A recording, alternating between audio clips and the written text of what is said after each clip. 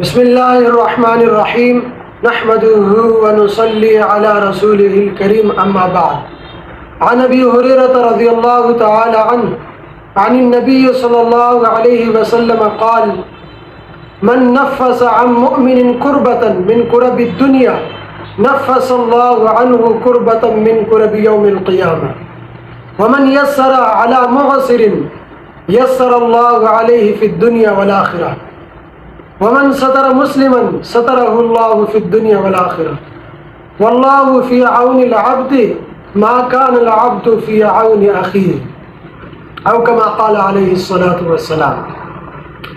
اس حدیث کے راوی حضرت ابو ہریرہ رضی اللہ تعالی عنہ ہے، اور اس میں حضور صلی اللہ علیہ وسلم کے ارشاد فرمودہ مختلف جملے روایت فرمائے ہیں۔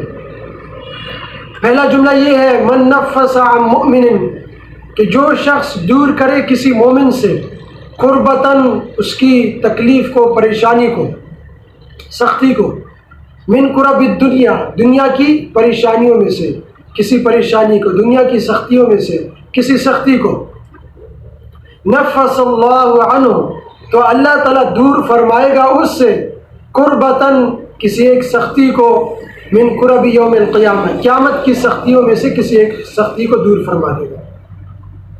یعنی کوئی شخص، کوئی مومن کسی پریشانی میں مبتلا ہے، کسی مصیبت میں مبتلا ہے، کسی سختی میں ہے، کسی تکلیف میں ہے، تو اگر کوئی شخص اس مومن کی اس تکلیف کو دور کرے گا، اس سختی کو دور کرے گا، اس پریشانی میں اس کی مدد کرے گا، تو یہ اتنے بڑے اجر و ثواب کا کام ہے کہ اللہ تعالیٰ قیامت کی سختیوں میں سے ایک سختی اس سے دور فرما دیں گے۔ اور اگلا جملہ ہے ومن یسر علی معسر، جو شخص آسانیاں پیدا کرے گا تنگ دست کے لیے، یسر اللہ علیہ فی الدنیا والآخرہ، تو اللہ تعالیٰ بھی اس کے لیے دنیا میں بھی اور آخرت میں بھی آسانیاں پیدا فرمائے۔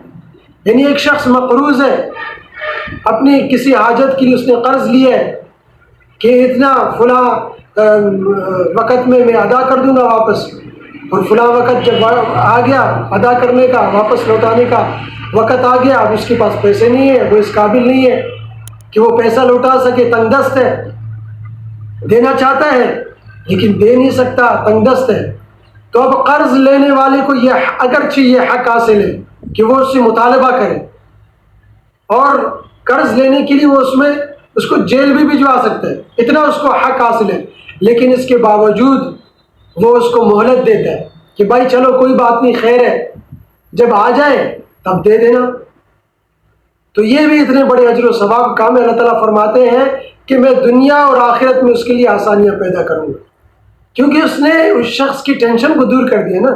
اب ایک شخص مقروض ہے، اس کا قرض ادا کرنے کا وقت بھی آ گیا، تو وہ بندہ ٹینشن میں رہتا ہے، یار ابھی بندہ کیا کہے گا، سب کے سامنے مجھے آواز دے گا، ذلیل کرے گا، رسوا کرے گا، پیسے مانگے گا، تو بندہ ٹینشن میں رہتا ہے۔ اس نے اس کی ٹینشن دور کر دی، بھائی کہ کوئی بات نہیں، جب آ جائے تو دے دینا، تو اللہ تعالیٰ اس کے لیے بھی آسانیاں پیدا فرماتے۔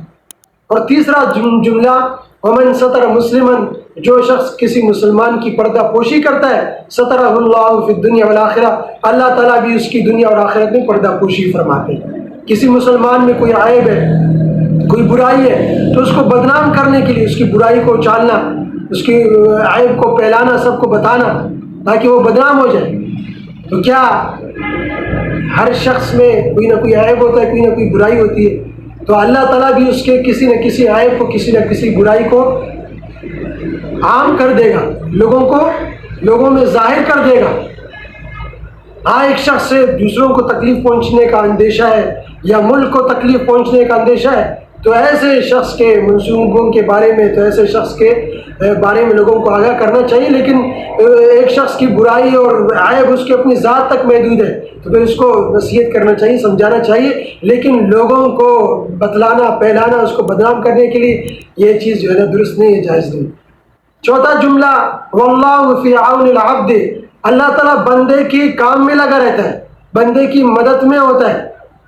ما کان العبد فی عون اخیہ، جب تک بندہ اپنے کسی بھائی کی، کسی مسلمان بھائی کی کام میں لگا رہتا ہے۔ یعنی ان جملوں کا خلاصہ یہ ہے کہ تم میرے بندوں کے کاموں میں لگے رہو، میں تمہارے کاموں میں لگے رہوں گا۔ تم میرے بندوں کے لیے آسانیاں پیدا کرو، میں تمہارے لیے آسانیاں پیدا کروں گا۔ تم میرے بندوں کو مہلت دو، میں تمہیں مہلت دوں گا۔ تم میرے بندوں کو معاف کرو، درگزر کرو، میں تمہارے ساتھ درگزر کا معاملہ کروں گا، میں تمہیں معاف کروں گا۔ تم میرے بندوں کے ساتھ اچھائی کا معاملہ کرو، میں تمہارے لیے اچھائی کا معاملہ کروں گا۔ تم میرے بندوں کے لیے آسانیاں پیدا کرو، میں تمہارے لیے آسانیاں پیدا کروں گا۔ تم میرے بندوں پر رحم کرو، میں تم پر رحم کروں گا۔ تم میرے بندوں کی مشکلات میں ان کی مدد کرو، ان کی سختیوں کو دور کرو، ان کی تکلیفوں کو ان سے دور کرنے کی کوشش کرو، تو میں تمہاری تکلیفوں کو، تمہاری پریشانیوں کو تم سے دور کروں گا۔ کیونکہ اللہ تعالیٰ اپنے بندوں سے پیار کرتا ہے، اور یہ معاملات ہم بندوں سے اسی وقت کریں گے، بندوں کے ساتھ اچھائی کا معاملہ کرنا، حسن سلوک کا معاملہ کرنا، نرمی کا معاملہ کرنا اور معاف کرنا، درگزر کرنا، یہ اس وقت ہوگا جب ہمارے دلوں میں بندوں کے لیے پیار ہوگا، محبت ہوگا، شفقت ہوگی، تبھی ہم یہ کر سکیں گے۔ اور اللہ کی محبت کا حق یہ ہے کہ اللہ کے بندوں سے محبت کیا جائے۔ اللہ کی محبت کا تقاضا یہ ہے کہ اللہ کے بندوں سے محبت کی جائے، کیونکہ اللہ کو اپنے بندوں سے پیار ہے۔ اللہ اپنے بندوں سے بہت پیار کرتے ہیں۔ اللہ نہیں چاہتے کہ کوئی بندہ میرے کسی مخلوق کو، میرے کسی بندے کو تکلیف پہنچے۔ حضرت مولانا رومی رحمۃ اللہ علیہ فرماتے ہیں کہ ہماری محبت مجنون کی محبت سے بھی اتنی کم ہو گئی کہ مجنون کو تو اپنی لیلا کے شہر کی در و دیوار سے بھی محبت تھی، اس کو بھی چومتا تھا۔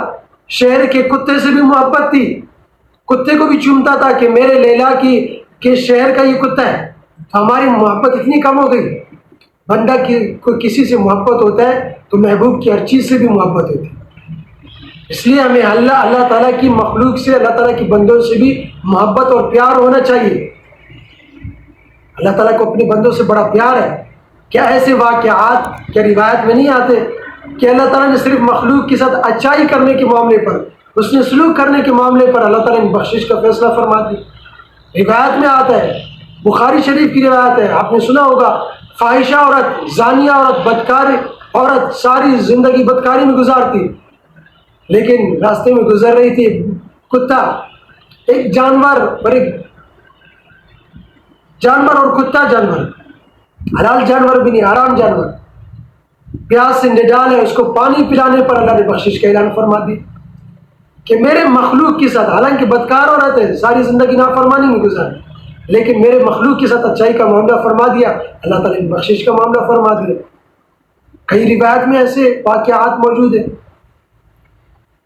بزرگ مولانا مسیح اللہ خان صاحب رحمۃ اللہ علیہ کے بارے میں لکھا ہے کہ اتنا ہم اللہ کی مخلوق کے بارے میں، اللہ کی مخلوق کا خیال رکھا کرتے تھے کہ پاؤں میں کوئی زخم لگ جاتا تھا تو مکھیاں زخموں پر بیٹھتی ہے، جب مکھیاں بیٹھتی ہے تو زخم پھر اس میں تکلیف بھی پہنچتی ہے، لیکن مکھیاں بیٹھی رہتی تھی، ان کو دور نہیں کرتے تھے۔ خادم دیکھتے ہیں، خادم کہتے ہیں حضرت اجازت دیں ہم مکھیوں کو دور کریں، لیکن آپ فرماتے ہیں تم اپنا کام کرو، میں اپنا کام کر رہا ہوں، مکھیاں اپنا کام کر رہی، اللہ کی مخلوق ہے، رہنے دو۔ اتنا اللہ کی مخلوق کا خیال کرتے تھے۔ حضرت تانوی رحمۃ اللہ علیہ نے ایک واقعہ لکھا ہے کہ ایک بڑے عالم و فاضل تھے، بزرگ تھے، بڑی دین کی خدمت کی، درس و تدریس، تصنیف و تالیف، وعظ و نصیحت، دعوت و تبلیغ، بڑی دین کی خدمات کی۔ جب ان کا انتقال ہوا تو ان کو خواب میں دیکھا گیا کہ بھئی خواب میں کیا معاملہ ہوا، اللہ تعالیٰ نے کیسا معاملہ کیا؟ فرمایا کہ اللہ تعالیٰ نے بڑا فضل کا معاملہ فرمایا، لیکن دینی خدمات کی وجہ سے نہیں۔ میں یہی سوچ رہا تھا میری دینی خدمات ہے، اس وجہ سے اللہ تعالیٰ نے فضل کا معاملہ فرمایا، لیکن اللہ تعالیٰ نے فرمایا کہ میں نے آپ پر فضل فرمایا، آپ کی بخشش فرمائی ایک عمل کی وجہ سے۔ وہ کیا عمل تھا کہ ایک مرتبہ قلم کو روشنائی میں، سیاہی میں ڈبویا، تو اس زمانے میں تو قلم لکڑی کے قلم ہوا کرتے تھے، اس کو روشنائی میں ڈال کر اس میں سیاہی لگتا تھا اور اس کو لکھا کرتے تھے۔ تو جیسے ہی سیاہی میں ڈبویا، جیسے ہی باہر نکالا، مکھی آ کر بیٹھ گئی، چوسنے لگی، تو صرف ایک مکھی کے چوسنے کی خاطر قلم کو روکے رکھا کہ اللہ کی مخلوق ہے، پیاسی ہے، چوس رہی۔ اس عمل پر اللہ تعالیٰ نے فضل فرمایا اور بخشش کا اعلان فرما دیا۔ تو اللہ کی مخلوق کے ساتھ اس نے سلوک کرنا۔ ایک اور روایت ہے، بڑا عجیب روایت ہے، حدیث میں آتا ہے کہ ایک بندہ قیامت کے دن اللہ کے سامنے حاضر کیا جائے گا، اللہ تعالیٰ فرمائیں گے فرشتوں سے کہ بھائی دیکھو نامہ اعمال میں کوئی عمل ہے. فرشتے نامہ اعمال میں دیکھیں گے، تلاش کریں گے. فرشتے کہیں گے اللہ خالی ہے، زیرو ہے، کوئی عمل نہیں، نہ نماز ہے، نہ روزہ ہے، نہ زکوٰۃ ہے، نہ تلاوت ہے، نہ حج ہے، نہ دیگر عبادات ہے، کوئی بھی عبادت نہیں، خالی زیرو ہے. اللہ تعالیٰ فرمائیں گے نہیں پھر بھی دیکھو کوئی نہ کوئی عمل نکل آئے گا. تو فرشتے پھر دیکھیں گے، کہیں گے اللہ ساری زندگی تجارت میں، بزنس میں گزار دی، کمانے میں گزار دی، ہاں لیکن ایک عمل تھا اس کا کہ جب بھی اپنے بندوں کو بیچتا تھا تجارت کے لیے تو ان کو نصیحت کیا کرتا تھا کہ دیکھو جس بندے سے معاملات کرو تو ان کے ساتھ نرمی کا معاملہ کرنا، قرض دینا پڑے تو قرض مانگے تو قرض دے دینا، اور واپسی لوٹانے کا وقت آئے تو اگر ان کے پاس نہ ہو تو مہلت دے دینا، پھر بھی ان کے پاس نہ ہو تو معاف کر دینا. ساری زندگی اس تاجر کا یہ عمل رہا ہے. اللہ تعالیٰ فرمائیں گے کہ میرے سے زیادہ سخی بنتا ہے، میں تو سب سے بڑا معاف کرنے والا، تو نے میرے بندوں کو معاف کیا، مہلت دی، جا آج میں نے تجھے معاف کر دیا. کیوں کہ اللہ کے بندوں کے ساتھ اچھا معاملہ کیا، اللہ کے بندوں کو معاف کیا. اللہ کو اتنا پسند ہے یہ اللہ کی مخلوق کے ساتھ اچھائی کرنا. تو خلاصہ یہ ہے کہ ہم جیسا لوگوں کے ساتھ کریں گے ویسا اللہ ہمارے ساتھ کرے. اب یہ بات بھی ذہن میں رہی، یہ اللہ کی رحمت ہے. اس میں یہ پیغام دیا جا رہا ہے کہ اللہ کو اپنے بندوں سے بڑا پیار ہے، بندوں سے اچھا سلوک کرنے کی وجہ سے اللہ تعالیٰ رحمت کا معاملہ فرمائے گا، اللہ تعالیٰ شفقت کا معاملہ فرمائے گا. یہ پیغام ہے، لیکن یہ اللہ کا قانون نہیں ہے. اللہ کا قانون یہ ہے کہ فرائض کو ادا کرنا، واجبات کو ادا کرنا ضروری ہے، گناہوں سے بچنا ضروری ہے. یہ اللہ کی رحمت ہے، اللہ کی رحمت کسی قانون کی پابند نہیں ہے. اور یہ اس لیے بتا رہا ہوں ذہن میں یہ بات نہ آ جائے کہ بھائی بڑا اچھا نسخہ ہاتھ میں آ گیا کہ بھائی نہ نماز پڑھو، نہ روزہ رکھو، نہ زکوٰۃ ادا کرو، نہ تلاوت، نہ حج ہے، نہ گناہوں سے بچنا ہے، بس ایک عمل کرو، لوگوں کو معاف کرو، قیامت کے دن ہماری معافی ہوگی، ہماری مغفرت ہوگی. یہ اللہ کی رحمت بتایا جا رہا ہے. اس میں یہ پیغام دیا جا رہا ہے کہ اللہ کے اپنے بندوں سے، اللہ کو اپنے بندوں سے بڑی محبت ہے، بڑا پیار ہے. تو جو اللہ کے بندوں کے ساتھ اچھا سلوک کرے گا اللہ تعالیٰ اس کے ساتھ بھی اچھا سلوک کرے گا. لیکن اللہ کا قانون یہ ہے کہ عبادات کو، فرائض اور واجبات کو ادا کرنا یہ ضروری ہے اور لازم ہے. تو ساری برا باتوں کا خلاصہ یہ ہے کہ ہم بندوں کے ساتھ، اللہ کی مخلوق کے ساتھ اچھائی کا معاملہ کریں، اللہ کے بندوں کے ساتھ حسن سلوک کا معاملہ کریں، اللہ کے بندوں سے پیار کریں کہ یہ اللہ کے بندے، اور پیار یہ اللہ کی وجہ سے کریں کہ اللہ کہہ رہے ہیں کہ میرے بندوں سے پیار کرو. جب اللہ درمیان میں ہوگا، اللہ کی وجہ سے مخلوق سے پیار ہوگا تو انسان اعتدال میں ہوگا. اگر اللہ کی وجہ سے نہ ہو، اللہ بیچ میں نہ ہو، کسی مخلوق سے اتنا پیار لگ جائے پھر وہ جو ہے نا اعتدال میں نہیں رہتا، وہ حد سے آگے گزر جاتا. تو اللہ کی مخلوق سے پیار کرنا ہے کس وجہ سے کہ اللہ نے کہا ہے، اللہ کا حکم ہے، اللہ کی مخلوق ہے، اللہ کے بندے، تب بندہ اعتدال میں ہوتا ہے. خلاصہ یہی ہے اللہ کے بندوں کے ساتھ نرمی کا معاملہ کرنا. نرمی اللہ کے تعالیٰ کو بہت پسند ہے. درگزر کا معاملہ کرنا، معاف کرنا، سختی نہ کرنا، ظلم نہ کرنا، جبر نہ کرنا، گالیاں نہ دینا، ان کو رسوا اور ذلیل نہ کرنا. تو اللہ کے بندوں کو اگر تنگ کریں گے، رسوا کریں گے، ذلیل کریں گے تو ہو ہی نہیں سکتا کہ سکھ والی زندگی گزرے، اطمینان والی زندگی گزرے. یہ ہو ہی نہیں سکتا. اس بات کو تو میں مانتا ہی نہیں کہ کوئی بندہ اللہ کی مخلوق کو تنگ کر رہا ہے، اذیتیں پہنچا رہا ہے، تکلیفیں پہنچا رہا ہے اور اس کی اپنی زندگی بڑی شاندار ہے. ایسا ہو ہی نہیں سکتا. اللہ اس کو پکڑیں گے. تو اس لیے ان حدیث پر عمل کریں، اللہ کی مخلوق کے ساتھ کوشش کریں، جانور کے ساتھ بھی اچھا سے اچھا سلوک کرنے کی کوشش کریں. اللہ تعالیٰ ہمیں ان باتوں پر عمل کرنے کی اور سمجھنے کی توفیق عطا فرمائے. وآخر دعوانا الحمد للہ رب العالمین.